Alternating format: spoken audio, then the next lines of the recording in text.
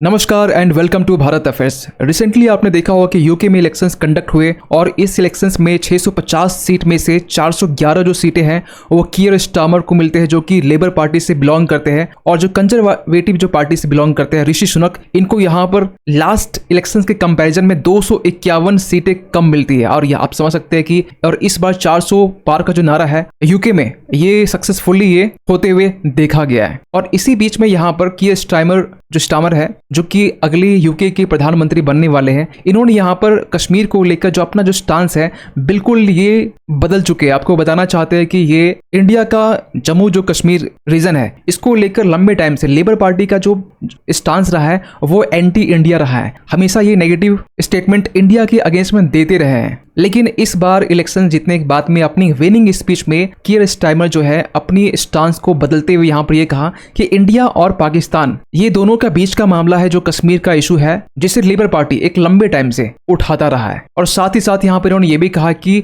आगे आने वाले टाइम में हम लोग इंडिया के साथ जो अपनी रिलेशंस हैं, जो संबंध है, और भी मजबूत करना चाहेंगे। क्योंकि आपको बता दें कि 2019 की हम बात कर रहे हैं, जब यूके में हाउस ऑफ कॉमन के इलेक्शंस कंडक्ट हुए थे, उस बीच में लेबर पार्टी की एक जो अध्यक्ष उस वक्त के जो थे जेरेमी कार्बन, जब इनका एरा था उस वक्त एंटी इंडिया स्टांस पीक में था। आप समझ सकते हैं कि ये वो दौर था जब इंडिया में 2019 के टाइम में जब आर्टिकल 370 हटता है कश्मीर से, उसके बाद में यूके की तरफ से एक इमरजेंसी मोशंस पास की जाती है। इस इमरजेंसी मोशंस में इंडिया की तरफ से जो आर्टिकल 370 हटाया गया, इसको लेकर बहुत बड़ी बड़ी बातें बोली जाती है। कहा यह भी गया कि इंडिया का आर्टिकल 370 हटाना ये किसी भी तरीके से कॉन्स्टिट्यूशनल नहीं है। आज के टाइम में कश्मीर में ह्यूमैनिटेरियन क्राइसिस के इश्यूज है, इससे पैलेस्टीन से भी कंपेयर किया गया। ऐसी चीजें उस वक्त सामने निकल के आ रही थी। और उस वक्त के जो अध्यक्ष थे मिस्टर कार्बन, इन्होंने यहाँ पर इंडिया और पाकिस्तान दोनों के जो हाई कमिश्नर है इनसे मिलते हैं और मेडिएशंस और रिस्टोरेशंस को लेकर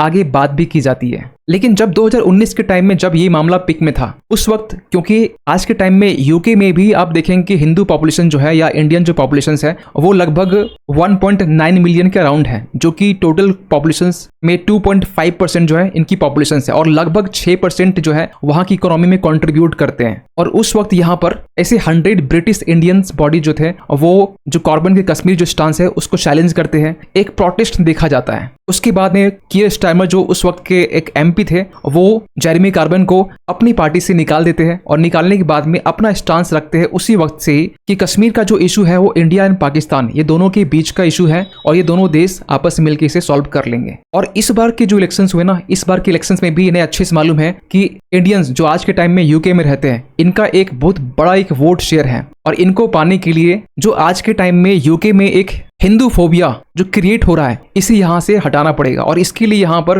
रिसेंटली इलेक्शंस में इन्होंने यहाँ पर जो अपनी कैंपेनिंग की, उस कैंपेनिंग के दौरान इन्होंने ये भी कहा कि no place for Hinduphobia in Britain. और इस तरीके से कह के यहाँ पर जो ब्रिटेन में स्वामीनारायण मंदिर है वहां पर विजिट करते हैं, दिवाली, होली, ये सारे जो फेस्टिवल है वो सेलिब्रेट करते हैं, ताकि हिंदू पॉपुलेशन वहां जो है इनको इनकी जो वोटर्स है अट्रैक्ट कर सके। और कहीं न कहीं रियलिटी में ये देखा भी गया, क्योंकि जो इलेक्शंस के नतीजे आए, जो रिजल्ट आए हैं, उनमें से 411 सीटें लाना ये अपने आप में एक प्रचंड बहुमत है। और वही दूसरी तरफ हम बात करें तो यहाँ पर जो ऋषि सुनक है ये हिंदू के वोट को अट्रैक्ट करने में कहीं न कहीं फेलियर साबित हुए, क्योंकि यहाँ पर रिसेंटली हम बात करें हिंदू मैनिफेस्टो यूके 2024, ये हिंदू ऑर्गेनाइजेशंस की तरफ से ये स्टार्ट किया, लॉन्च किया गया, जिसका बेसिकली पर्पस ये था कि आज के टाइम में जो भी इंडियंस यूके में रहते हैं और यूके की सोसाइटी में, यहाँ के जो पॉलिटिक्स है, पॉलिटिक्स में, इकोनॉमी में जो भी अपनी कॉन्ट्रीब्यूशन दे रहे हैं, इसे पहचान मिलनी चाहिए, इसे रिकग्निशन मिलनी चाहिए। लेकिन ये ऋषि सुनक जो है इनकी डिमांड्स को पूरा नहीं कर सके, और इसका जो फायदा है यहाँ पर कीयर स्टार्मर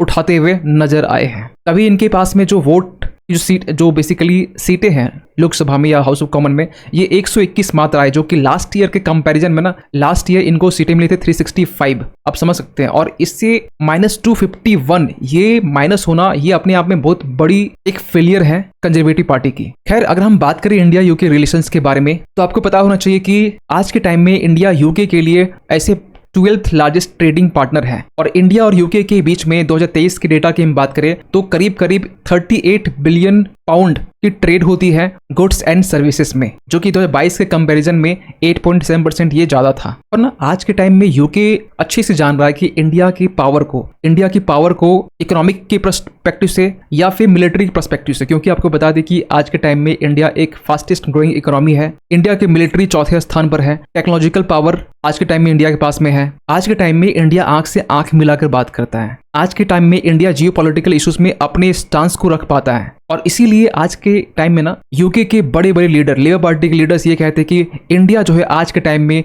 फ्यूचर ऑफ एशिया बन रहा है, क्योंकि आज के टाइम में इंडिया के पास में मार्केट पोटेंशियल है, इंडिया के पास डेमोग्राफिक डिविडेंड है। और ये चीज ना कहीं न कहीं सच भी है, क्योंकि आपको बता दें कि इंडिया और चाइना दोनों के रिलेशंस अच्छे नहीं माने जाते हैं। बॉर्डर में कहीं न कहीं कॉन्फ्लिक्ट हमें देखने को मिलता है। इंडिया और चाइना के बीच में पॉलिटिकली, जियोपॉलिटिकली दोनों के बीच में कॉन्फ्लिक्ट हो सकते हैं, लेकिन ट्रेड के मामले में, इकोनॉमी के मामले में चाइना अच्छे से जान रहा है कि इंडिया की मार्केट पोटेंशियल किस तरीके से है। और चाइना कभी ये नहीं चाहेगा कि इंडिया के साथ में इकोनॉमिकली रिलेशंस बिगाड़ के चले। खैर आपको बता दें कि कीयर स्टारमर ये पीएम बनने के बाद में इन्होंने यहाँ पर सबसे प्रायोरिटी देने की कोशिश की है इंडिया और यूके फ्री ट्रेड एग्रीमेंट को, जो कि इंडिया और यूके के बीच में अब तक ऐसे 14th राउंड ऑफ नेगोशिएशंस हो चुके हैं। रिसेंटली 14 जो हुआ था ये इसी साल जनवरी के टाइम में हुआ था, जब हमारे इंडिया की तरफ से कॉमर्स मिनिस्ट्री पीयूष गोयल जब अटेंड करने गए थे। और उस वक्त भी यहाँ पर ये कहा गया कि हम लोग जैसे ही जून में इलेक्शंस कंडक्ट होंगे, जून जुलाई के टाइम में, और इलेक्शंस के बाद में हम लोग फ्री ट्रेड एग्रीमेंट को हम लोग आगे इसे इंप्लीमेंट करने की कोशिश करेंगे। इसके पहले भी आपने देखा होगा कि ऋषि सुनक के टाइम में दिवाली जस्ट पहले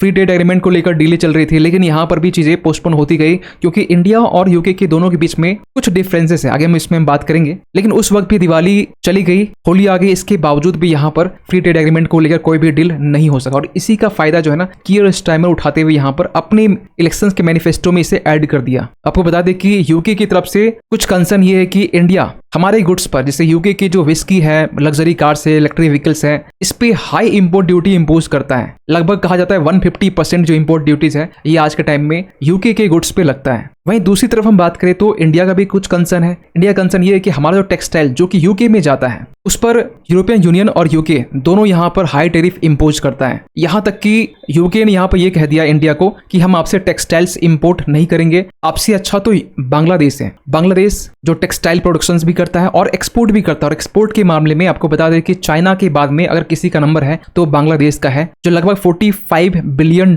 टेक्सटाइल एक्सपोर्ट करता है दूसरे देशों को। लेकिन जब यूके से पूछा गया कि आप बांग्लादेश से क्यों इंपोर्ट कर रहे हैं, तो इन्होंने यहाँ पे ये कहा कि क्योंकि बांग्लादेश एक लिस्ट डेवलप्ड कंट्री है, इसलिए हम बांग्लादेश से इंपोर्ट करना चाहेंगे। इसके अलावा हम बात करें तो इंडिया का कुछ कंसर्न और भी है। वीजा को लेकर कंसर्न है, इवन कि यूके हमारा जो सर्विस सेक्टर है इसको लेकर फ्री ट्रेड एग्रीमेंट साइन नहीं करना चाहता है, तो ये भी एक कंसर्न है। लेकिन इन सब के बावजूद यहाँ पर प्राइम मिनिस्टर कीयर स्टारमर इन्होंने यहाँ पर साफ साफ ये कह दिया है, जब ये पीएम मोदी से बात कर रहे थे पहली बार जीतने के बाद, तो इन्होंने साफ साफ ये कहा कि हम लोग फ्री ट्रेड एग्रीमेंट को कंक्लूड करने के लिए तैयार हैं, ready to conclude free trade agreement with India. और ये चीजें अपने इलेक्शंस के मैनिफेस्टो में भी देखा गया था, जब कीयर स्टारमर ये दावा कर रहे थे कि हम लोग अगर इलेक्शन जीतते हैं तो हम लोग इंडिया के साथ में न्यू स्ट्रेटेजिक पार्टनरशिप एस्टैब्लिश करेंगे। वैसे इंडिया का स्पेशली नाम नहीं लिया गया, लेकिन यहाँ पर यह भी कहा गया कि इंडिया समेत ऐसे कुछ देश है जिनके साथ में हम लोग नए तरीके से स्ट्रेटेजिक पार्टनरशिप हम लोग बिल्ड करना चाहेंगे। उनमें से आपको बता दें कि एजुकेशन हो गया, टेक्नोलॉजी हो गया, क्लाइमेट चेंज हो गया, ये सारे मुद्दे जो है वो इसमें इंक्लूड होंगे। इवन कि यहाँ पर सिक्योरिटी को भी यहाँ पर